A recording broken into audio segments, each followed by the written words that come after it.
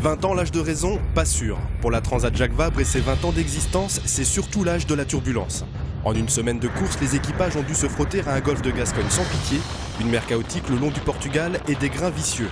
Moralité, les bateaux ont souffert, beaucoup souffert.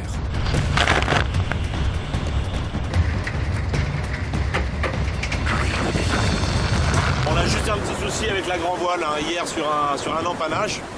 Pas violent, pourtant il y a un bout de chute qui s'est déchiré. Bon, rien de bien grave, mais bon, si on tarde à réparer, ça va s'aggraver. Nous avons cassé une partie de la chaussette d'esprit et qu'est-ce que nous allons faire? Nous allons la réparer. Voilà. On fait des poudres. C'est pas dans le vent qu'il y a le plus de problèmes, là c'est dans la pétole. Le vent ne porte pas les voiles. On casse-balade, elle claque dans tous les sens, elles finissent par accrocher dans un obstacle et craquent. En tout, 9 bateaux sérieusement abîmés ont contraint leur équipage à effectuer des escales techniques autorisées par le règlement. Bon, nous voilà à Cascais, au Portugal. Ah, donc là on débarque le SPI. Non, les bouts de spi. Ouais. Et on vous assure, hein, tout ça c'est la même voile. Dernier arrêt en date, celui du Classimoca PRB, tôt ce matin, pour un changement de pièce en express au Cap-Vert. Bon alors les îles du Cap-Vert qu'on quitte, heureux avec un nouveau safran sur PRB, donc voilà, on est reparti dans la course, on est en plein milieu des îles, Jean à la barre et on prépare un dernier empannage qui va nous permettre de sortir. Si les bateaux ont souffert, les marins commencent eux aussi à accuser le coup. Après une chute où il se démet le genou, Bruno Jourdain et son équipier Thomas Ruyant, sur Dunkerque Planète Enfant, annonçaient leur abandon officiel ce matin. Pour le reste de la flotte toujours en course, direction le sud, la chaleur et une mer bien rangée, bref, des conditions moins viriles. Ouais, ça va bien.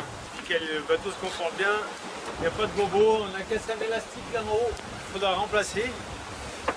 Mais c'est tout ce qu'on a cassé, pas mal. Et après une semaine de bagarre avec les éléments, les équipages peuvent enfin s'accorder un peu de temps pour prendre soin d'eux. Une semaine qu'on est parti, et au bout d'une semaine, qu'est-ce qu'on fait?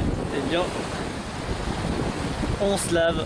Petite douche, aujourd'hui c'est première douche. Première douche, premier shampoing. Alors là, Quito, tu prépares? Des œufs ou bacon? Ouais. Ah, c'est bon. Bon, c'est que c'est calme dehors alors? Ouais, écoute, ouais, c'est calme. Il y a 10 nœuds de vent, on marche à 18 nœuds, donc tout va bien. Un bon petit-déj, du vent, du soleil, soit le paradis du navigateur, parce que la course au large, c'est aussi du plaisir à l'état pur.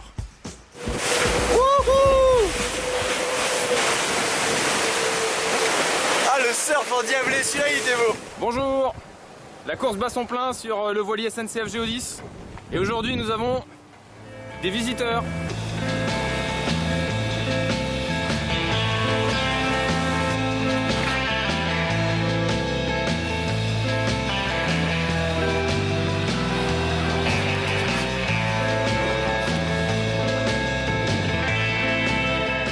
Au milieu de l'Atlantique, le poteau noir est une zone difficile, au vent très irrégulier qu'appréhendent tous les marins.